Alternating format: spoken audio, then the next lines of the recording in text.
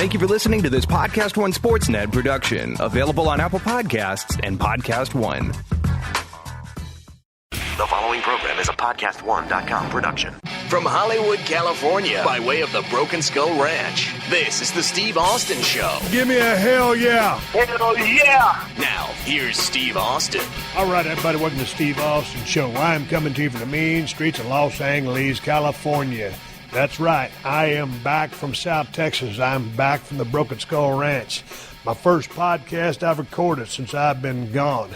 I tell you what, I just got finished doing this exact open, and I looked down at my Zoom H4n recorder, and the pause light was flashing, which means I did not push the button hard enough and did not record. So anyway, luckily, I don't have a guest here. Luckily, I didn't miss capturing any audio gold. But man, I tell you what, I got to learn to hit that pause button just a little. I got to put a little bit more mustard on it. Let me just keep it family friendly. Put a little bit more mustard on my finger when I hit that button to make sure it records. Thankfully, I looked down at about the 2-minute mark and realized what had happened. Holy smokes. What an idiot. I've been podcasting. Hell, I guess you could say I turned pro about 3 years ago. I don't know if I'm pro level, but anyway, I turned pro about 3 years ago. You'd think doing something so damn simple, sitting here with a microphone in your hand, a little recorder on the table, that you could just push a button and make sure that you capture everything. It's unbelievable. Thank God Fluffy Guy, Gabriel Iglesias, wasn't over here letting out some damn podcast gold, and I missed about an hour of it. That didn't happen again, but nonetheless, hell, I just start this thing over. What the hell, man? This is my first podcast since getting back from Texas. And I'll tell you what, I was in there in the kitchen. I've got about 3 or 4 Unleashed podcasts banked up. And I was sitting there, I've been wondering for the past few days, what am I going to talk about on this Tuesday show, family friendly? Who am I going to talk to? Just kind of couldn't think of anybody I wanted to talk to. And a goddamn car chase was going on television, so I started watching the car chase, and the car chase lasted for a couple of hours, and I was sitting there watching. It was a black SUV, or maybe it was a Lincoln Navigator or something like that, going down the 101. It jumped on the 405, then it got on the 118, and a black and white highway patrol was behind it, and a helicopter was following it everywhere. And so, man, I said, you got to go do your podcast. So I hit the record button on my remote control so I could get to the finish of the car chase and, see what happened and see what they were going to charge them with. All these people, these car chases, I don't know about in your state, your neck of the woods, your city. These car chases out here in Los Angeles happen all the time. And you're just entranced. You just sit there and watch the TV. And sometimes I think this guy was going like 80, 85, maybe at 90 a couple times. But then a lot of it's just that slower speed driving.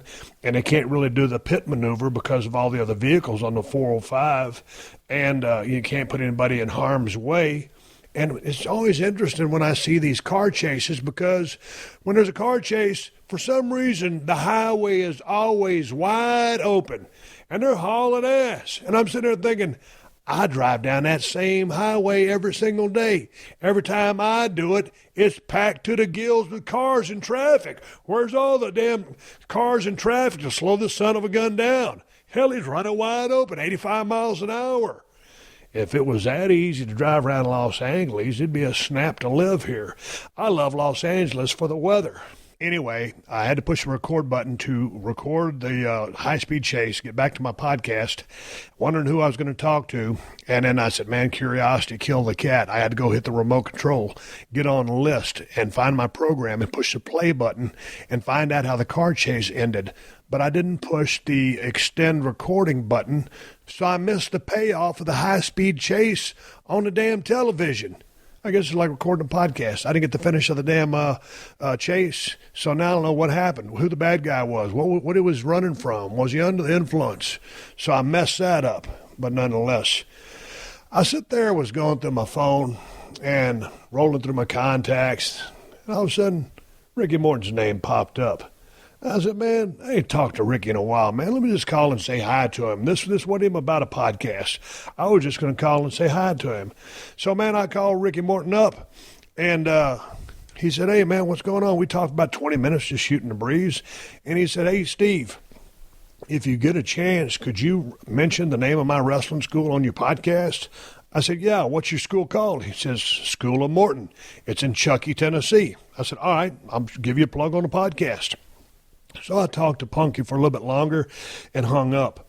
And then I hadn't talked to D.C., Daniel Cormier, in quite some time, so I called him and it went to voicemail, and I just went about making my lunch, and D.C. called me back. So we started talking the fight game, shooting the breeze, talking about the UFC event where he had to take on Anderson Silva and about, the fans and what he was doing to take care of business with Anderson Silva versus John Jones. And then that could have been a podcast, but he was in his car driving. And I said, you know what? I said, I've been talking to a lot of really cool people. Why don't I just call Punky back, Ricky Morton, and let's talk about his wrestling school? Because people always ask me, hey, man, you ever going to open up a wrestling school? No, I just ain't got time. And I'd like to go to one and talk to some people about a few things and chip in some 411 or some of my takes or some of my opinions on, getting over, selling, fire, Mean Streak as a heel. I mean, presentation, promos, all that stuff, but not do it every day. But Punky's got a school over there in Chuckey, Tennessee, and if you know wrestling, if you know the Rock and Roll Express, well, first of all, you know the Rock and Roll Express if you know wrestling. A lot of the younger crowd might not, but Rock and Roll Express, Midnight Express, two legendary tag teams. And Ricky's got a school down there. He's got his Facebook page. It's, I guess it's Ricky Morton. School of Morton is the Facebook page. And you can get in there and find out how to sign up for his school. He's got a couple of, I think he said he had a couple of 16-foot rings. And you'll hear it in the podcast here in a minute. But I'll tell you what, man, you talk about a hell of a damn worker. We're going to hear about some of his singles matches with Ric Flair, some of what he's teaching down there at the school. And like I said, there's in the podcast, there's a lot of training schools scattered throughout the United States. Hard to find a good one. I know Lance Storm runs a good one, but that's over in Canada. As far as the states go, I'm not really up to speed with where all the schools are. I know WWE has their facility, which is obviously world class, but not everybody can get down there. Not everybody's going to make that grade of athletic person that they're looking for to get in that school. But I'm telling you, just as far as technically teaching you learn how to work, how to cut a promo, Ricky Morton is about as good as it's going to get. Because when you talk about the people with great salesmanship, the first two names that always come into mind when talking about selling is Ricky Steamboat, Ricky Morton. And then you can have a whole host of other people. But when you're talking about selling, those two names immediately come to everyone's mind. And also with the way Punky operated with the fire, and the guy, probably weighed 175, 180 pounds at his peak. He never wrestled like a cruiserweight. That was what I liked about Punky. He never took any crazy bumps. And that's so smart, to work pro style and not take crazy bumps. And right now, at the age of 60, Punky still wrestles a couple times a week, and he teaches in school. So it was good catching up to him, man. He's one of the, we're all one of the boys, but there's a couple of boys that just like at a different level. And Punky, man, he had his wild streak. And we talk about that a little bit, but in the ring, as far as being a pro's pro, like a guy like him, Bobby Eaton, a Ric Flair, a Steamboat, gone. But those certain guys that are so good, the Rock and Roll Express drew so much money back in their day. God dang, when their music hit, to just shrieks of the women, of the chicks in attendance were just piercing how over those guys were. You talk about drawing real money, putting asses in seat. You talk about being a great opponent for any heel tag team that they worked with. Specifically, I love their matches with Ole and Arn. Love their matches with Midnight Express. Wonderful Jim Cornette there. I mean, you talk about some good ass action. That was it. So anyway, it ends up, I just called Ricky out of the blue on my Skype number. He didn't even know I was going to call him. So we talked for about 50, 52 minutes, whatever it is, and just shoot the breeze and catch up on some old times. But, hey, man, if you're looking for a school, School of Morton down there in Chuckey, Tennessee is a good place to go. If you want to learn from a guy who's going to shoot straight with you, tell you how it is, and not blow a bunch of smoke up your ass, that's a guy to go talk to. But anyway, man, it's good to be back here in Los Angeles. Back in the weather's kind of hot out here, but for SoCal, it's certainly a lot cooler than South Texas. If I could take this weather down to South Texas, I'd be in heaven. I'm looking forward to the Broken Skull Challenge. We were going to start filming this show in about a month. We're going to roll cameras on August 29th. I've seen some of the contestants coming out this year, and they are off the chart. This is going to be an exciting season.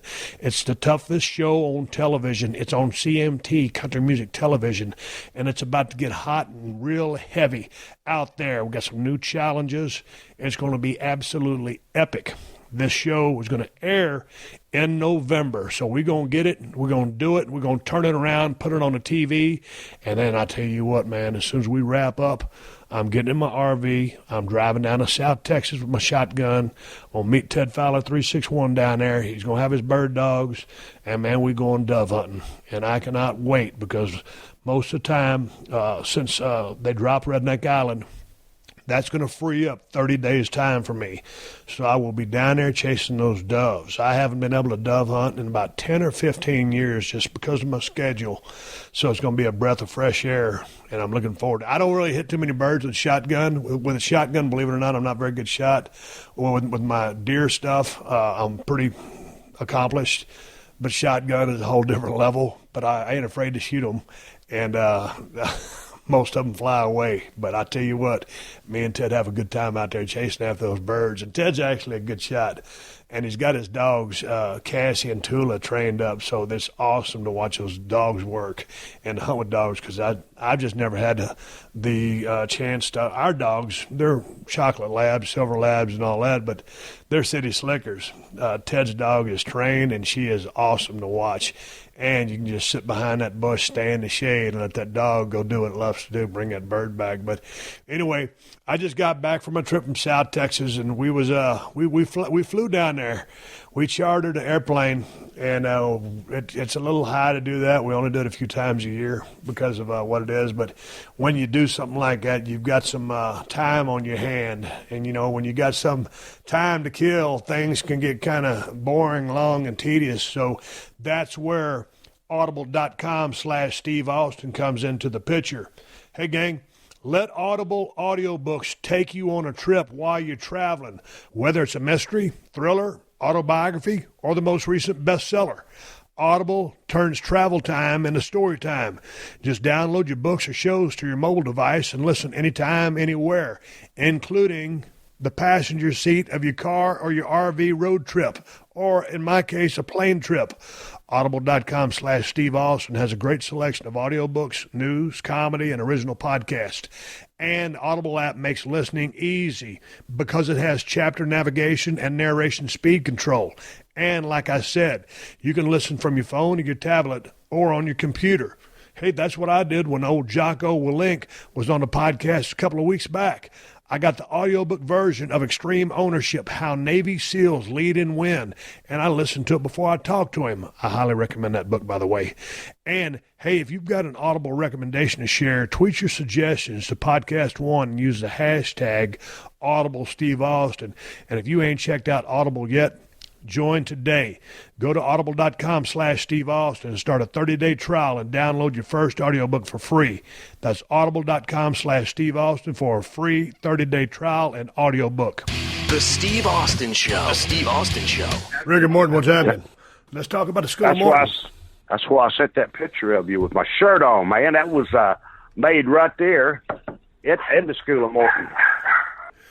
Yeah, you sent me this picture. You got the beautiful Bobby Eaton shirt in there. Tell me where I can order one of those shirts, because I'm going to buy one. I'm such a big Bobby Eaton fan. It's unbelievable. You know what? If you go on my School of Morton Facebook, I have it advertised down in one of the columns there, Steve. I don't know. I seen Bobby out in Oklahoma a couple of weeks ago, and I picked it up from him out there.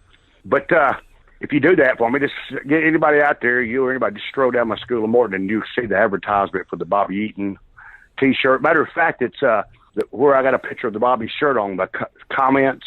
The guy posted it where you could order one at it. But, man, you asked me about the School of Morton. I'm located down in Chuckey, Tennessee, right outside of Greenville, Tennessee. How did you end up in Chuckey? man, you know what? You see the movie The Field of Dreams? Yep. You build it, and they come. and it was like that. I wanted to tell you the truth, Steve. I'm just not kidding with you. I'm just going to tell you the truth. Chucky's a little bitty town. There's nothing there. Big cities, man, your overhead. I couldn't afford it. And I went down there, and I opened up a school there, and it's a little bitty. And as it went on, I got more people, and I expanded it, made it bigger.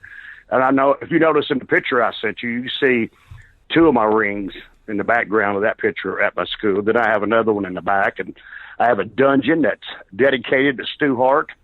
I don't ever go down there, though. No, I'm just kidding.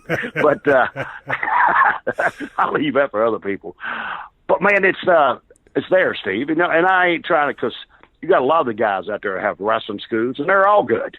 But, in that area, in that certain part of the country where I'm at in East Tennessee, it's what we got. And we learn hard. I encourage a lot of the guys, especially, because, in our younger days, we wrestled every night.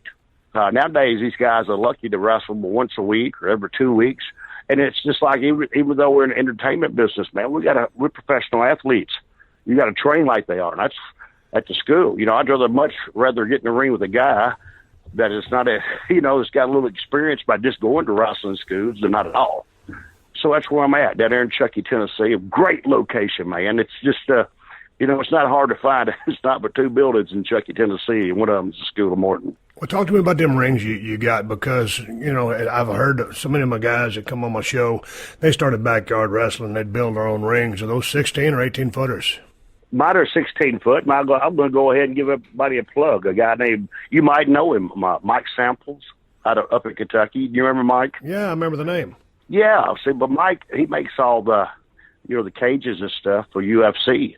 Oh, and he makes rings, too. And Mike, was a buddy of mine, and I was needing a ring. My ring I had was homemade. I'm just telling you the truth. It was 14 by 14.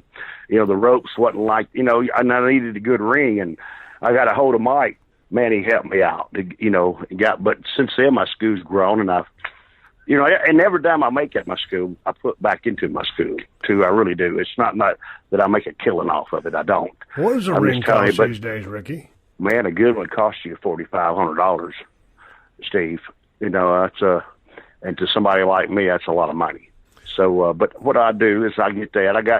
I got two of them now, and Mike let me pay for them a little at a time, and I paid for them, and he did. I got them all. I got everything paid off, and did that. And now, we're just working on. Then we start putting our money back into cameras.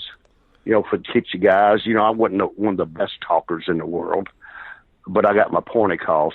But and a lot of my boys, I teach them, instead of going into the ring, looking at the arm pad, high spot number 1 or high spot number 2, I try to teach them about how to start a match off, how to talk, how to boost, but how to do a lot of things different. And my first one is learning how to talk, man. How do try to teach them that magic when you walk out that door, how you capture everybody in that building. And I do good, Steve. Every month. Matter of fact, this coming Sunday, which I'm in Charlotte Friday and Saturday for the Fan Fest, but this I do a roast on Ole Anderson that Sunday morning, to jump in my car and come back, because once a month, at the first of the month, I run a little show at my school for my boys to have. And actually we do pretty good. We pack that little place in there with with their family, the mothers and their brothers and cousins and their friends. We have a good time, Steve, and they learn and they listen from me. Well, talk to me about how many students you got in the school right now. And dude, it's just straight up, what does it cost to get into the School of Morton? How do you go by that? Is that a 6-month course? Is it month by month? How do you break that down? Well, we train on Tuesdays and Sundays, and that's if you come on Sunday, it's $20. If you come on Tuesday, it's $20, but if you come on Sunday, it only costs $10. You see, it's 2 times. It's $250 down. And I don't. We're over here in Tennessee. We don't have the big companies that people work, but they come though. I have guys that come from up in Kentucky, Virginia. Some of them, I had a couple of them that moved over to Chucky, Tennessee, to go to my school. It's reasonable, Steve. I don't. I try to fulfill, and not only that, I have kids at my school. I have one kid at my school, man. It's been at St. Jude's Hospital for 8 years. And then I had another one there that's got MS. But you got to understand, man, they got dreams too. And even if it don't go no further in my school, man, it's their dream. I'll make it happen for them too. Only thing you got to deal with kids like that. And people out there, and I'm not holding down from you. When you got kids like that, they come in there and they've been petted all their life. You understand me? Their grandmothers and their granddaddies and their uncle give them everything they want. Then they bring them in there to me. And buddy, some of them kids are just meaner than hell.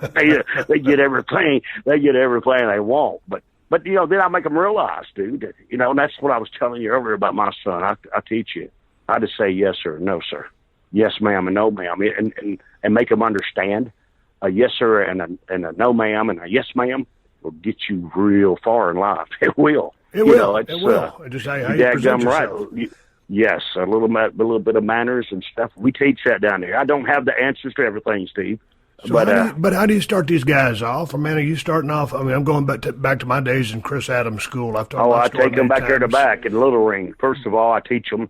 And you always have your one that comes into the gym that's real, thinks he's real tough and real bad. But I'm going off. I'm coming back to what you're saying too. They come in the door. Hey, I want to be one of you wrestlers. I said, really? I said, roll in that ring right there and hit them ropes 20 times, 10 times each side. You know what I'm talking about, yep. Steve. Yeah, look here.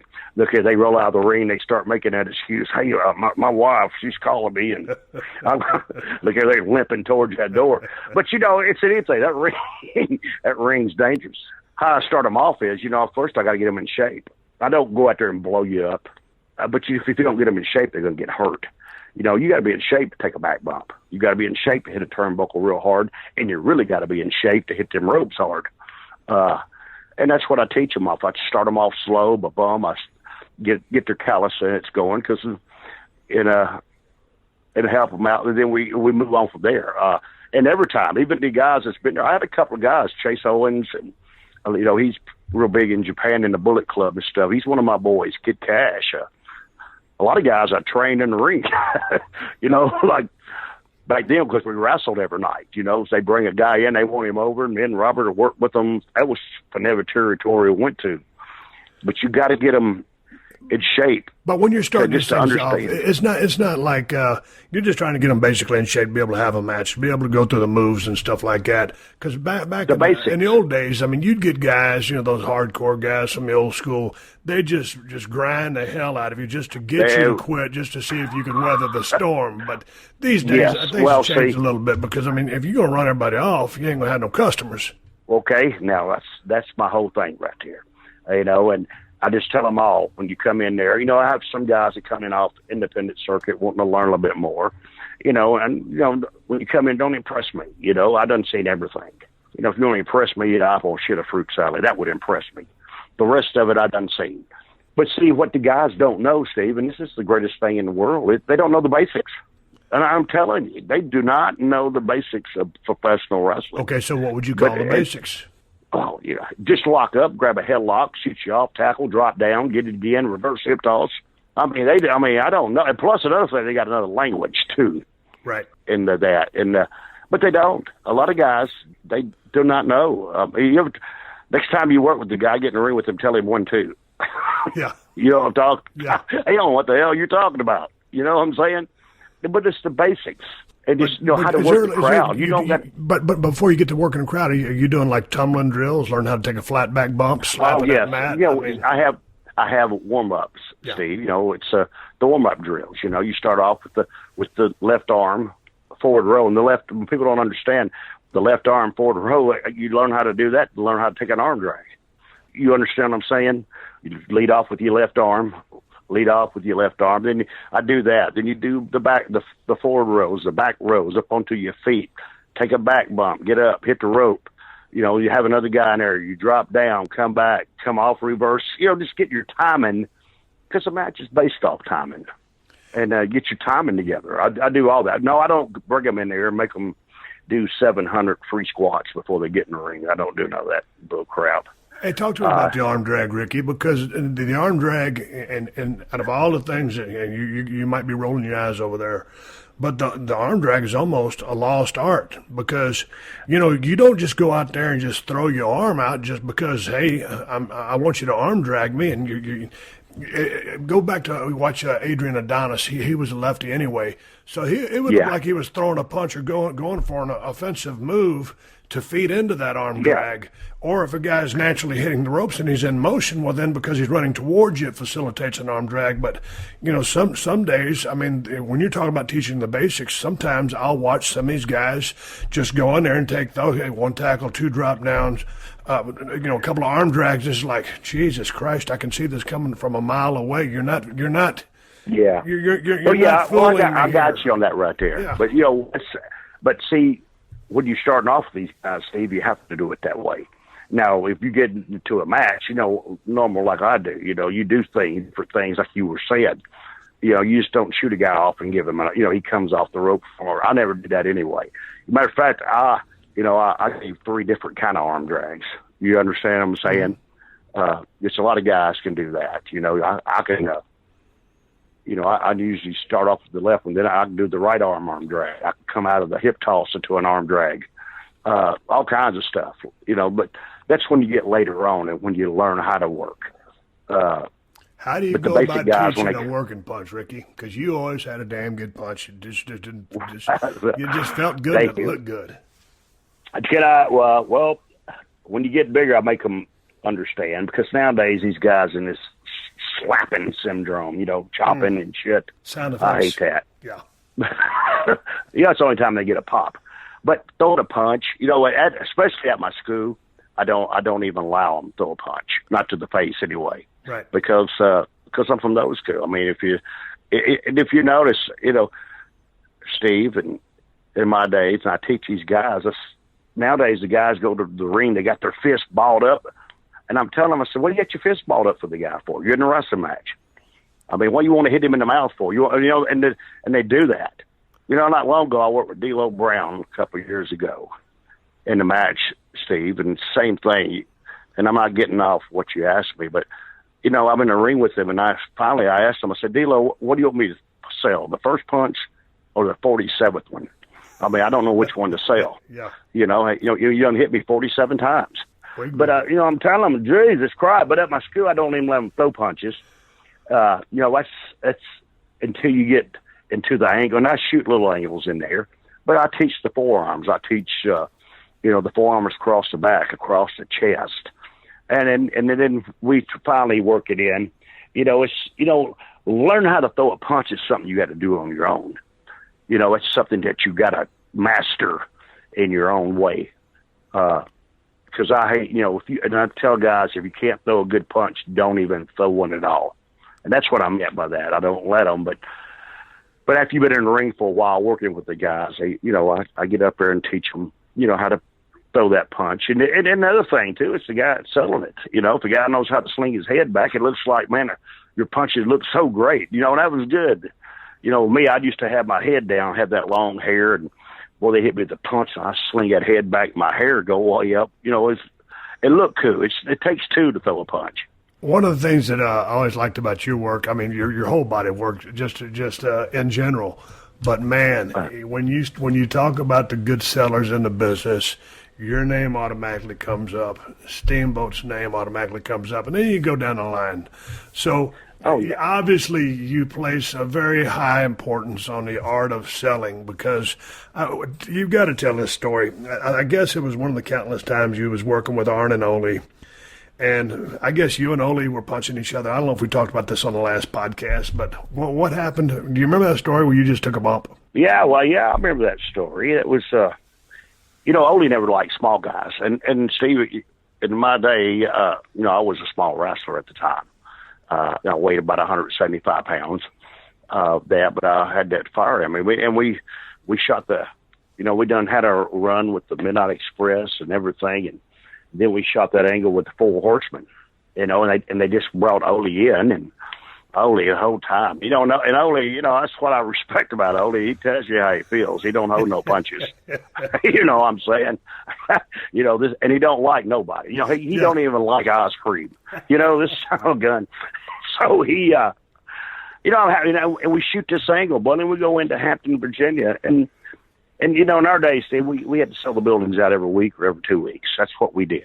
Right. If you didn't, and God, we got these people going. This place, Hampton's packed, and boy, them people were bummed. And they just did a thing where they rubbed my face on the mat, on the concrete, and I got the new skin and all that stuff on there. And before I hit the ring, and I go with Ole, and Ole, he's trying to blow me up. That's what he tried to do. He was trying to blow me up, but it's not my first rodeo.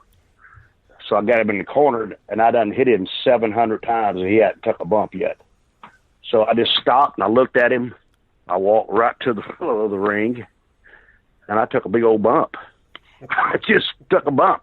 And he looked at me, and if you can, I'm just going to tell you exactly what Ole told me. So if you have to beat it out. He asked me, he says, "What the f*** are you doing?" I said, "Well, hell, you didn't take a bump. I thought I would." And then he looked at me real funny because he called on. He says, "Man, I don't know where to whoop your ass and shake your hands, and you got more balls than a Brahma bull." But you know what, Steve? After that, dude, I hit him with one punch, hit fly, because understand me, he'd come back, he couldn't. Then finally he come and told me, he said, "That Rick, we shot this angle with you." He says, "I just never believed in little guys." He said, "But heck, I made more money on this run with you than I ever," and serious, he said, "I've made more money on this run with you than I ever made in my life." And that's a great compliment. So yeah, that's awesome. But I did that. Let me ask you a question.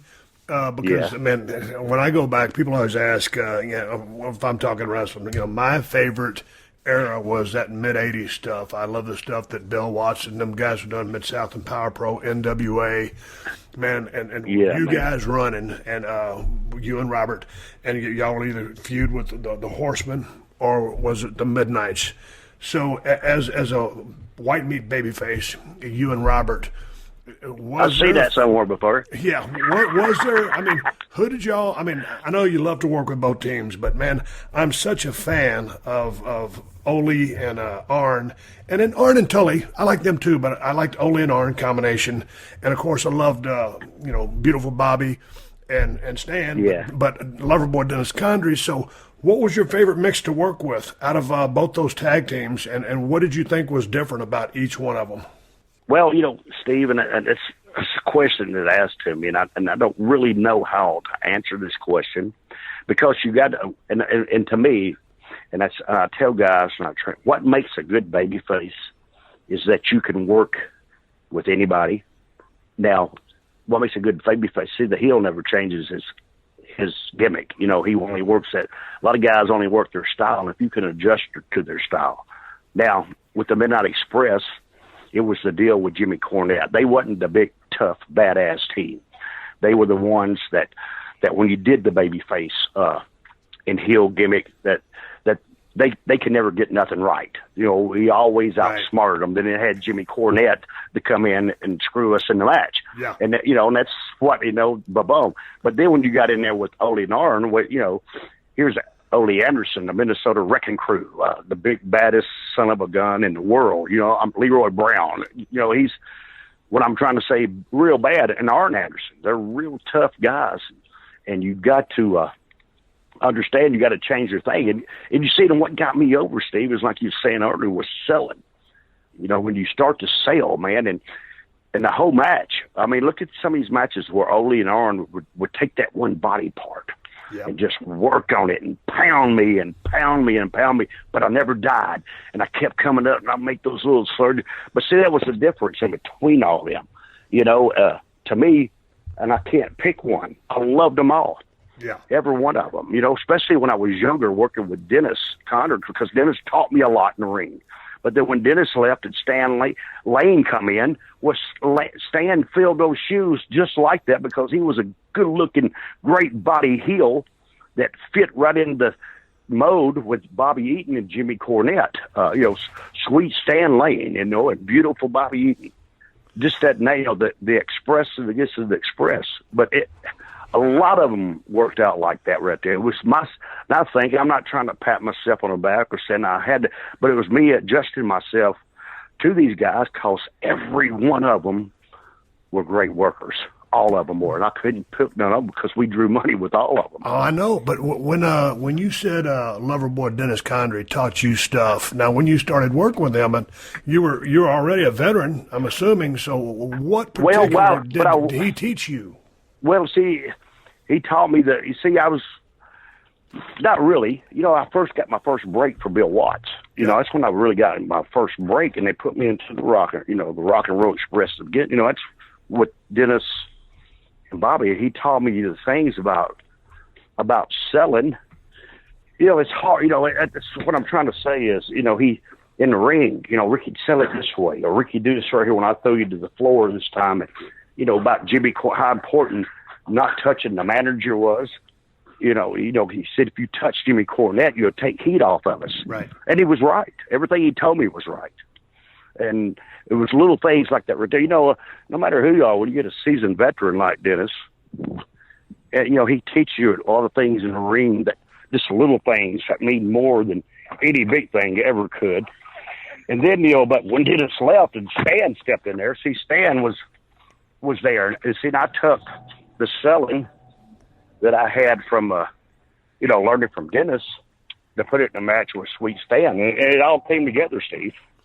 Okay, I got two questions for you. Number one, have you seen the Resurrection of Jake the Snake documentary yet? And number two, have you started the DDP yoga program?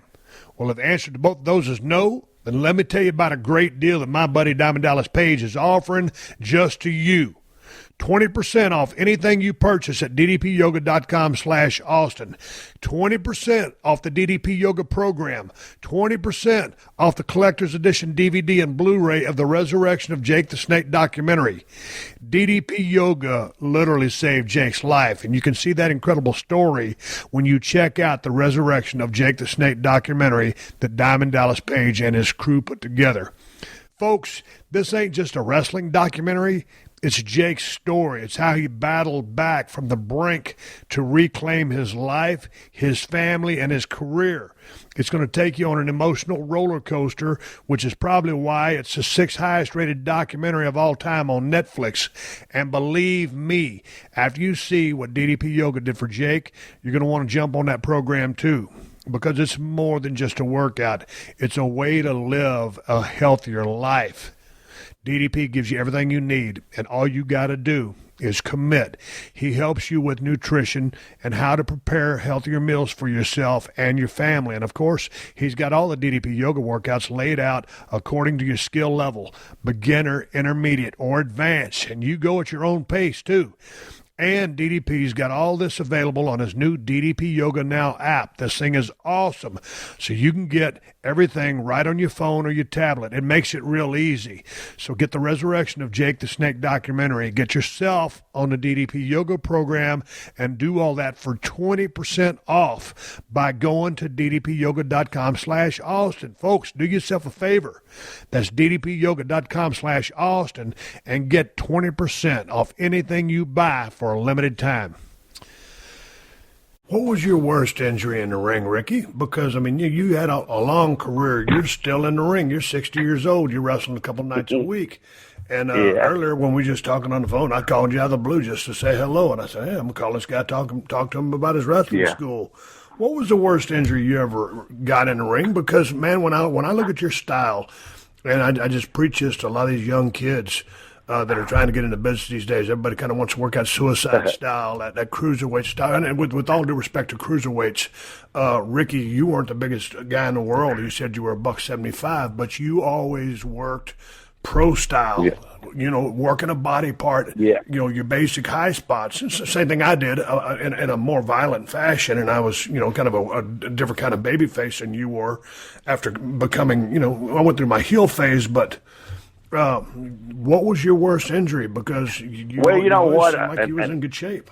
And listen to what I'm saying, because I'm driving around. I'm gonna get my wife to pull over. I'm gonna run out here and knock on this wooden wall over here right quick. But no, I hope you got that. But no, I'm saying, Steve, really, I never had the really, really major injuries.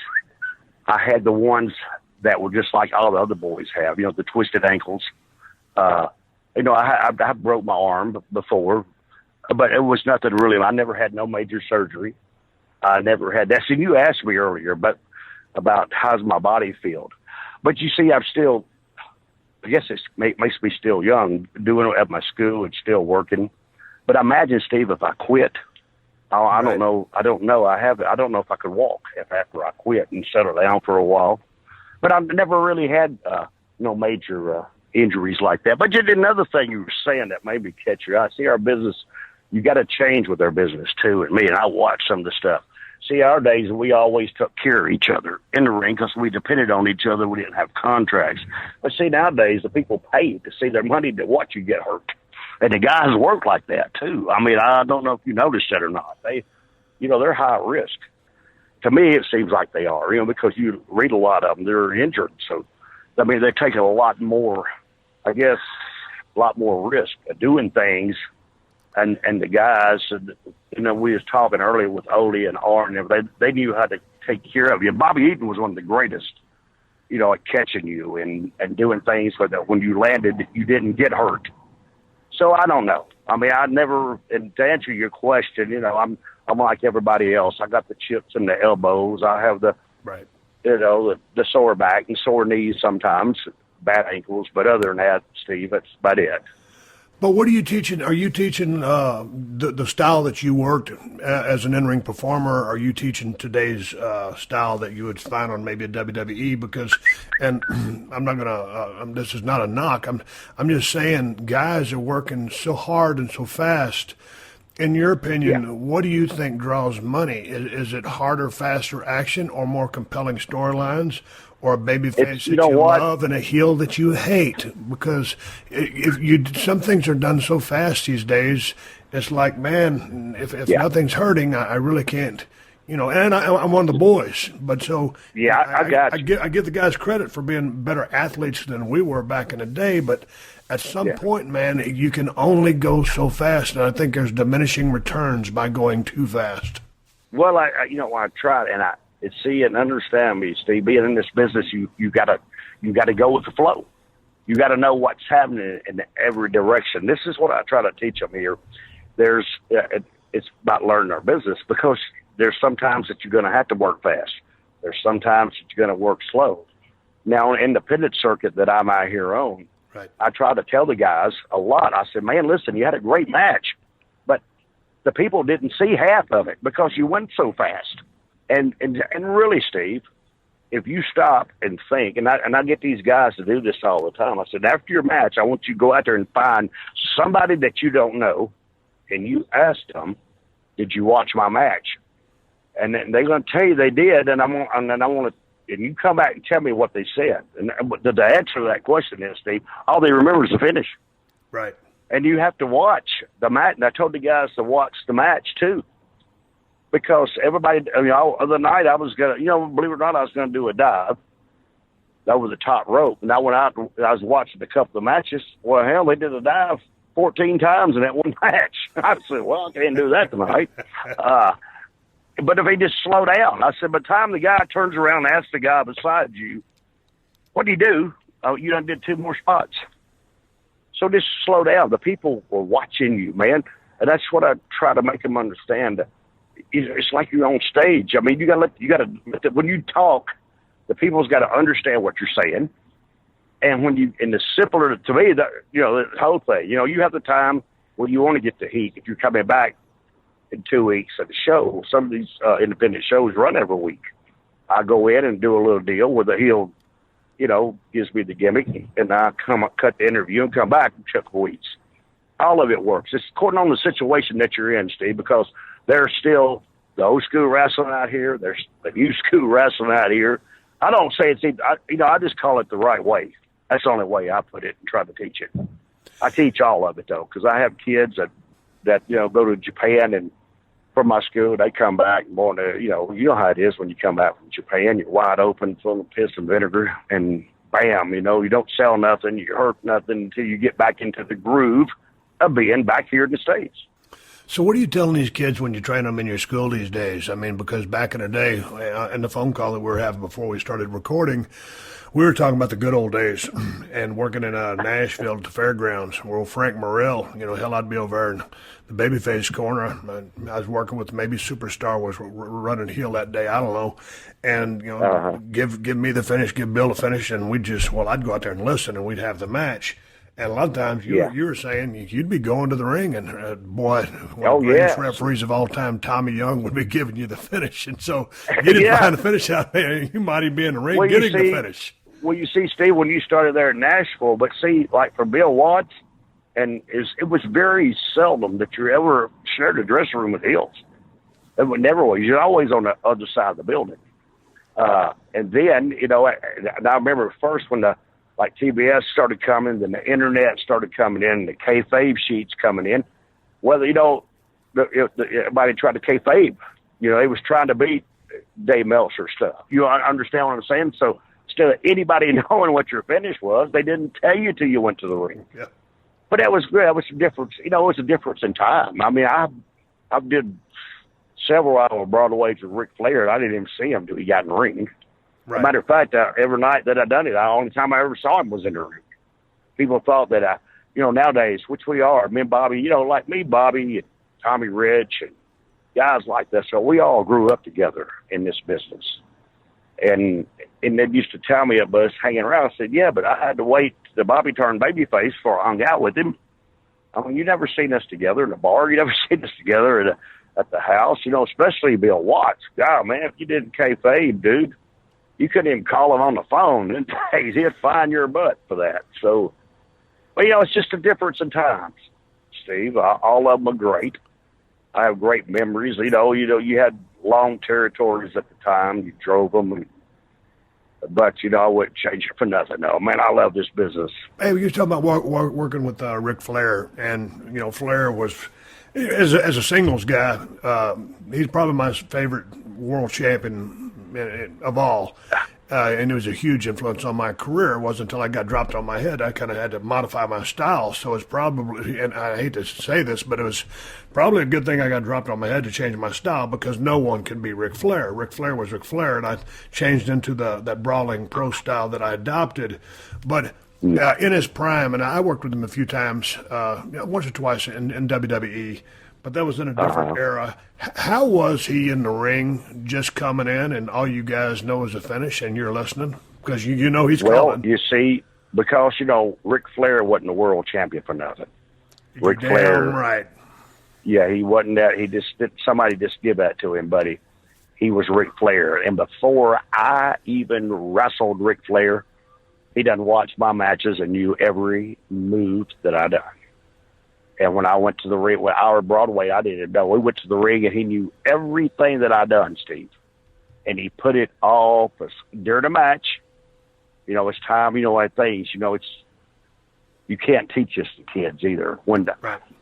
They have this. Some things you got to learn on your own about when this happens. And Rick could do that. I used to do a spot where, he'll give me a tackle. I'd go down. I'd leapfrog him. Then hip toss, and then say, I called it a front head scissors, a hurricane Corona, off the shoulders. I mean, he knew all that. He run, I got in the ring with him. He knew all that. And another thing that Rick did, Rick was over, especially like in Philadelphia. And I remember Rick and I were supposed to go on our Broadway in Philadelphia. Boy, what a hill town that is. Yeah. But they, and we got out there, and buddy, I mean, the first 10 minutes of that match, they were tearing my ass up.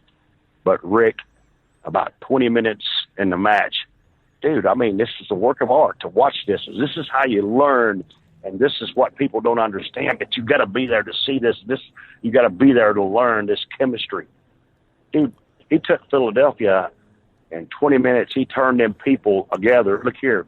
They pushed the guardrails all the way to the ring. Arn Anderson come down because they was trying to come in the ring. Then here come Robert down there. And then next thing you know, they're coming up on the rail. And Rick just grabbed me. He said, he threw me off the top rope. He said, man, we got to go home. They're going to kill me. You see, now that's a good, buddy. Can you imagine that? And nowadays, it seems like everybody, instead of being a business, they trying to trying to get over better than the other person. That's just my own personal opinion, Steve. You know, you're trying to draw money, but the heel don't want to look. He wants to look better than the babyface. And sometimes I see this, and it really does happen. But when you get a guy like Ric Flair that knows the chemistry of our business, and knows this magic, and he knows how to tell that story and start painting that picture, buddy, you know, the limits, you know, there's no limit to what he could do in the ring in his prime. And, buddy, I was there. Now, you know, I experienced, I wrestled him. You know, if you ever talked to Rick, me and him did 17 hours straight in a row every night. That's Sunday, Monday, Tuesday, Wednesday, Thursday, Friday, Saturday. And then when that was over, we went 6 hour-and-a-half matches. And that's, I mean, but if you don't learn how to work then, you need to quit the business. There was a couple of high-profile guys that he worked with that, man, I was thinking, man, these guys are working years straight with Ric Flair, and they didn't really pick it up. And you're learning from one of the best. And the thing I liked about Rick was he always knew, you know, when to take a powder, when to hit the gas pedal.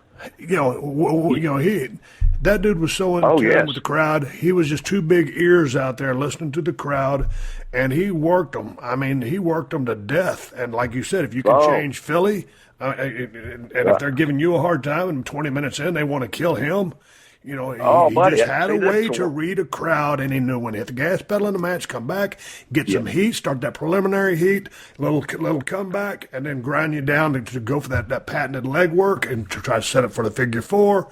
You know, a lot of people say, yeah, you've seen one Ric Flair match, you've seen them all. BS. That's bull crap. That's bull crap. Each and every single match is a different match. But the guy was just a master to me of timing and psychology and listening to a crowd. Yes, and besides, and put them all together, and I'm sorry, this is the way I feel. Ric Flair was the real world heavyweight champion of our business. He did it that way, and plus his interviews, and all the fans out there are listening. When he told you he wore a $3,000 suit, he had a $3,000 suit on. When he told you he had $800 pair of shoes on, he had $800 pair of shoes on. You know, limousine flying. I mean, limousine flying was me. Jet flying, limousine riding. All that was true. And Rick, you know, he lived this gimmick. He was the nature boy, Ric Flair, And to me, I mean, I've seen a lot of guys that try to go out there and work, but see, they try to, and see, that's what makes it, to me, I was talking to you about earlier, Steve, and I don't have the answers to everything, but as a babyface can change his way to work with a heel. That's Ric Flair. You got to work. Ric Flair don't have one certain style, but if you try to buck him in the ring, your match is going to suck. You know what I'm saying? He's going to make you suck, for one thing. Yeah. You know what I'm saying? He's going to make you suck. But I had a great run with Ricky. I had See, one of the things I loved about Flair was, I mean, going to his promos, just throwing everything in your face that the shoes he's wearing probably cost more than your house. I mean, all that just, it was damn near a shoot to him. It was a shoot to him. He was in character 24/7. But you said earlier, I'll take you back, you said maybe you didn't think your promos were the greatest. What I liked about your promo, Ricky, was because every time you said something, you meant it. And a lot of times this is coming on the heels of maybe taking an ass whooping, as those heels were getting some heat on you and Robert. But you and Hoot. But I mean, so you had emotion, and it was like you weren't out there trying to say E equals MC squared like a scientist. It was about, hey, you did this once, you got away, but it ain't gonna happen again. Or there was revenge, there was vengeance, there was meaning behind what you were saying. So you can go out there and you can. Anybody can talk for 5 minutes, but if there's not any anger, emotion, or salt and pepper in your language or in your cadence or how you deliver it, hey man, to me, the promo is either effective or ineffective. You got to make those people feel what you're feeling. It's like it's like that old song, Mister, can you make folks cry when you play and sing? Because if you're big star bound, it's a long, hard ride. And so, but to me, you were able to get emotions out of people through the fire you had, through the selling you did, and you knew that, God dang it, you guys were in pain or you're trying to get the belts back. And that's why I just gravitated to you on every level, because I believed in the work, I believed in the man, I believed when you opened your mouth, you was going to do what you said you was going to do. Well, cool, see, that's a great compliment coming from you. And you see, that's another thing we go back to selling. You know, I could cry in the ring. You hear me? And boy, I get to crying, and I'd watch.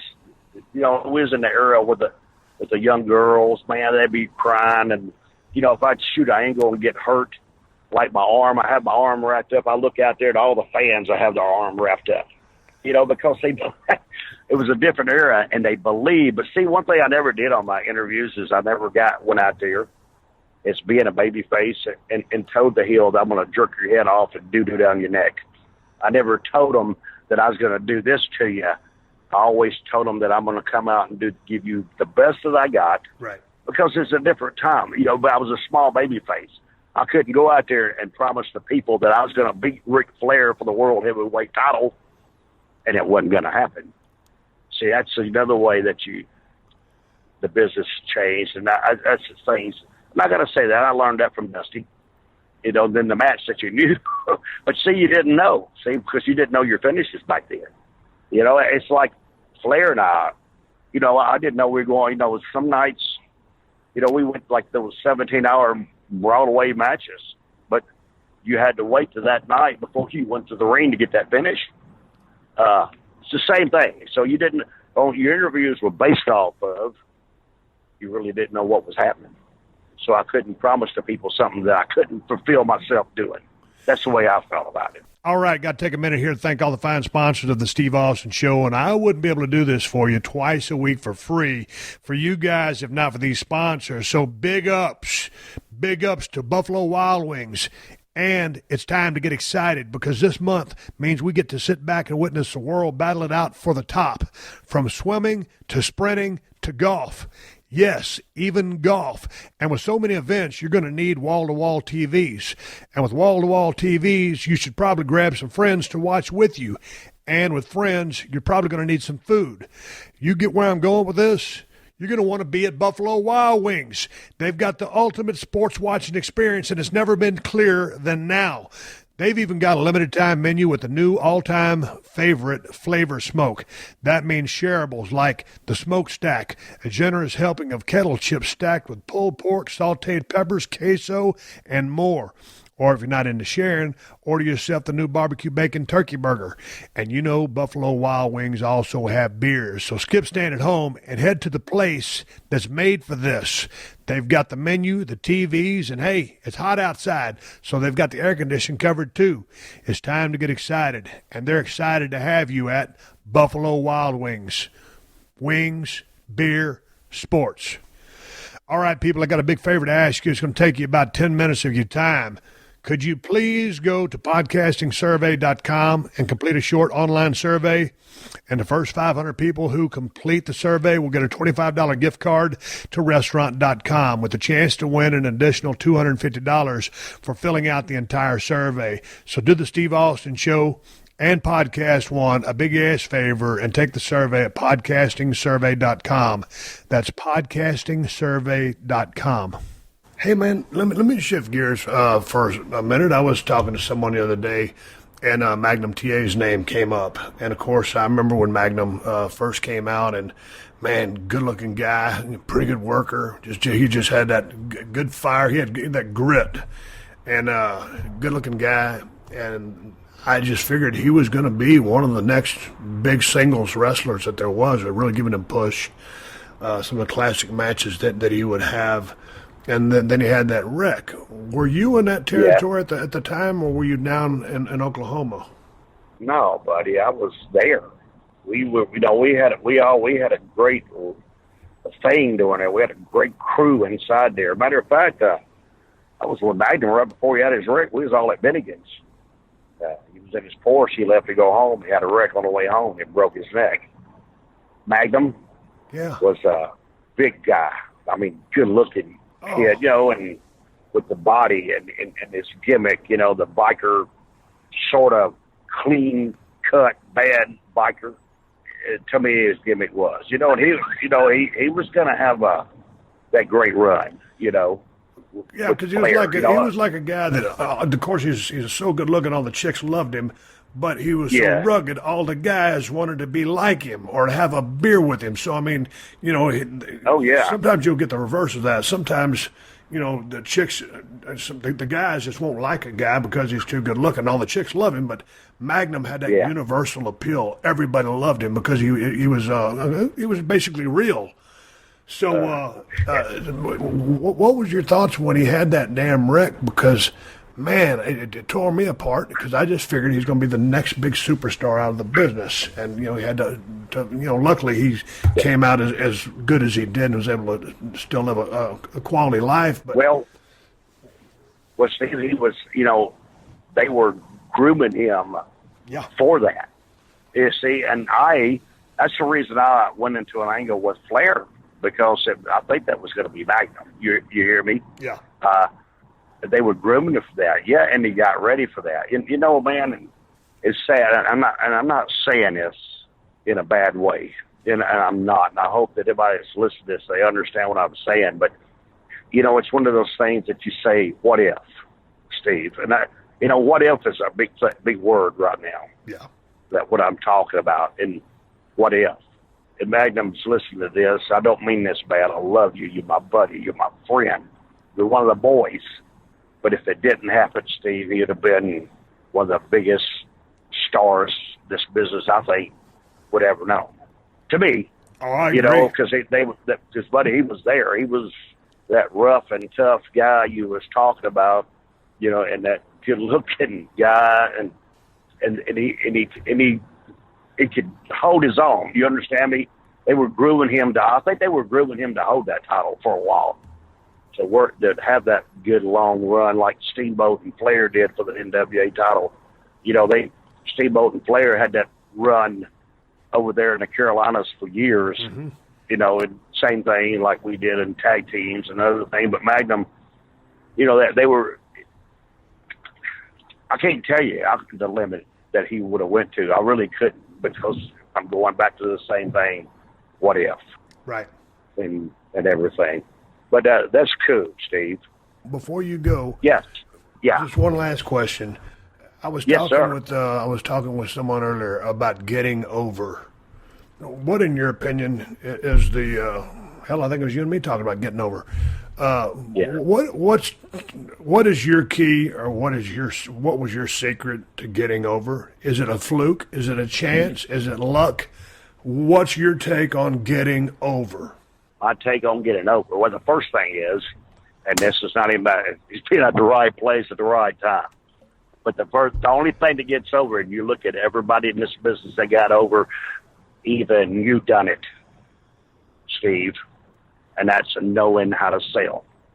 Okay, knowing how to sell in the business, that's what keeps the people's interest. And all your great stars, you look at them, each and every one of them knew how to sell. And if you can make, like you said from David Allen Cole a while ago, if you want to make, if you're big star bound, if you make people feel what you feel inside, and that's what you really got to do. That's learning that magic of the business. The people out there that's watching you in that match. But to me, the greatest thing that ever got me over it, and when I go, especially back then, the guys want to come in with any kind of high spots you want to do. I said, I don't do high spots. I sell. And I don't die. And I keep fighting you and fighting you and fighting you till you have to cheat to beat me. Because I never give up. I wasn't like a fish out of the water just flopping around. When I sold something, I sold it for what you did to me. If you gave me a gut shot, I didn't do a forward flip. You ever notice that happen a lot of time? Okay. When you gave me something, I sold it like you really gave it to me. If you punch me in the mouth, I'm going to sell that punch in the mouth. I never forget the first time I wrestled Brian Armstrong on Memphis TV. He was coming in Road Dogg. And I locked up with him. He told me, "Come around, give me a punch." And he gave me a punch. But I sold it like he really gave me. Well, he really thought he hit me. And we were on TV, and he's standing there going, "I don't want to do that. I hurt you." I almost started laughing. You hear me? But that's just the way it was then. To me, I think the key is just selling, Steve, making making the people believe what you believe inside. That's what really, if you believe in yourself, you get yourself over. That's the one thing you got to do. It's just, and it's great. Stone Cold Steve Austin. Hey. You're my man, buddy. I ain't kidding you. Hey, Steve, and I told you earlier, and I meant that from my heart. And really in our business, you're one of the last ones to ever really get over. To me, you're one of the greatest credits this business ever had. And that's compliment, and take that for a compliment, and that's from my heart. Yeah, I mean, and Steve, and when you were hot, I could go anywhere in the world. And I'd go anywhere in the world, and I'd see somebody with a Stone Cold Steve Austin shirt. You know what? It was a deal where I was at the right place at the right time, and then there's some lucky breaks that figured in. But I did believe in myself, to your point. But I wasn't. Hey, I'm going to ask you something here, and I know we're live on the podcast here, and I'm one of the old boys from school, and I don't want a handout. But if you ever talk to any people, things that Robert and I never got. We never got an action figure, not even one. If you ever talk to people like that, give us a plug sometimes, would you? I'll do that. It would change our life, and I'd like to go help train some of the boys. And I could, if I ever need help doing that, because now you see they're bringing tag team wrestling back. And I know a little bit about that. Okay. but I'm just saying that. I'm not asking for a handout. No, I got you. But if I love my business. If I don't see you guys with the Midnight Express in the Hall of Fame one of these days real shortly, I'm going to riot. But, dude. Hey, man, thank you. That's a great compliment, buddy. You need to that's a great. Those battles that y'all have with the Midnights and with the Rock, with Ole and Arn and Arn and Tully. Yeah, buddy. But that dude does that stuff, and I just, like I said, all them are, but we're not. That's the dude. Okay. But it's like we were saying earlier on the phone. That's when wrestling was real, and I bought in hook, line, and sinker. I knew something was up. But no, dude, I was hook, line, and sinker. So I appreciate all the memories. I know you got to go take your kid to acting school. It's the School of Morton. He's down there in Chuckey, Tennessee, and you get on his Facebook page. If you're down there, if you're looking for a school, Ricky said earlier, there's a lot of good schools out there, but they're not all good schools out there. So you got to be picky. I know Lance Storm runs a tight ship. I know. Oh, yes, he does. Ricky Morton, one of the greatest workers in the history of the business. So if you're down there in that area, you can't do no better than Ricky Morton. Yeah, Steve. Thank you very much, buddy. All right, everybody, give me the go-home cue. It's time to wrap up this podcast and ride off into the sunset. But before I do, I'm going to give you guys something to watch. But I'll tell you what, man, last time I talked to Ricky Morton, I probably told you guys the same thing. And just go on YouTube, man, and type in Rock and Roll Express versus the Midnight Express or Rock and Roll Express versus Ole and Arn Anderson. Either combination. I tell you, you want to watch tag team wrestling at its finest. Those are some of the best teams that ever graced the insides of a square circle. Watch the salesmanship, watch the fire, watch the teamwork, just the whole presentation, man. I love watching great tag teams wrestle. And the ones I just mentioned, with the Rock and Rolls as the baby faces, holy smokes, that action is hard to beat. And listen to those hot-ass crowds that are watching that stuff, man. It's the boys in the ring working the people out there in the stands, not the other way around. Yeah, back in the old days, some good stuff, real good stuff from some badass tag teams. That's what I recommend you watch. Hey, man, let me throw down a couple of plugs at you guys. All my T-shirt designs over there at BrokenSkullRanch.com. All the stuff that I wore on Broken Skull Challenge. I've got some new stuff being worked on right now, and you can catch all that stuff there. Got some badass stuff. Broken Skull IPA from El Segundo Brewing here in Cali. You can find it at Whole Foods and Total Wine. You can find a link to click on it and have it delivered to your house at BrokenSkullRanch.com. And, hell, we can't forget about the Cold Steel Broken Skull Steve Austin pocket knife.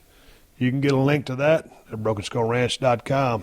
Hey, man, I appreciate all the word-of-mouth advertising y'all are doing on behalf of this podcast. I don't have an advertising budget. I appreciate y'all supporting the sponsors of the Steve Austin podcast, because if it wasn't for those cats, I wouldn't be able to do this for you for free twice a week. So once again, I'm going to give a big shout-out to Audible. Start a 30-day trial and download your first audiobook for free at audible.com/Steve Austin. Big thanks to my buddy Dallas at ddpyoga.com/Austin. Get 20% off anything you buy for a limited time only, including the collector's edition DVD and Blu-ray of the Resurrection of Jake the Snake documentary. Big ups to Buffalo Wild Wings. They new to the podcast. Hey, wings, beer, sports. I dig it. And, of course, a big thank you to Amazon, who've been supporting this podcast since day one. Folks, if you use my Amazon links whenever you're doing any online shopping, Amazon will kick back a couple of bucks to the podcast, and it doesn't cost you anything extra. There's no hidden fees or charges. You can buy whatever you plan on buying and help out the podcast in the process, and you can find my Amazon links by going to PodcastOne.com, clicking on the Killer Deals button in the top right corner of the page, and then hitting the Steve Austin Show button. I got Amazon links for USA, UK, and Canada. So, once again, just go to PodcastOne.com, click the Killer Deals button in the top right corner, then click on the Steve Austin Show. All my great sponsors are there. My Amazon links are there. I ain't asking for no handout. That's the best way you can help contribute to the show, help us pay our production costs, and this show will always be free. I thank you very much for that. If you bookmark it, you can find it in just one click. Coming up on the Thursday Unleashed show, the one and only Superman from Compton, C.T. Fletcher. I went down to his place, his gym, Iron Addicts in Long Beach, California, the LBC, and we talked about all kinds of stuff. Movie is about to film with Bill Goldberg, his 10 Commandments of muscle growth, some classic cars, great promos, and there may have been a challenge thrown down here or there, but it's always fun to talk to my buddy C.T. Fletcher. He's badass. Listen on Thursday and you'll get what I mean. And hey, the 60-second AP News headlines are coming up next. Until then, my name is Steve Austin, and I will catch your ass down the road. Download new episodes of The Steve Austin Show every Tuesday at PodcastOne.com. That's PodcastOne.com.